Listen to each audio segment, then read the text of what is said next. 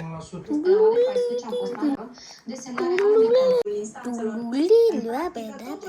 Mea și a telespectatorilor, sigur că ei să o iau cu mâinile. Mirele a decis să meargă la postul de poliție aici, în Lungulețu, pentru a-și face dreptate până la urmă. A vorbit cu șeful de post și a cere ajutor în acel moment din localitate.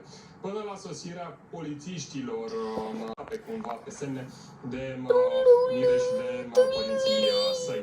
E bine, știm că șeful de post este mai mici ca în supermarket, în funcție de calitatea produsului și ce vrem să avem, dar când avem oportunitatea... Și dovlecei costă 4 lei, iar castraveții 6 lei kilogramul, cam cu un leu mai mult decât în marile magazine. Sunt foarte mulțumit de produsele care le au. Este aproape. Dar prospețimea lor este păstrată prin intermediul acestui sistem cu aburi. Abalabulu! Abulubulu! Și în alte sectoare, inclusiv avem surpriza să fim vizitați. Primim de dimineață până seara acum ardei la prânzar mai în față chiar și nu ne supără concurența, ne ajută. În capitală sunt în jur de magazine de tip apro.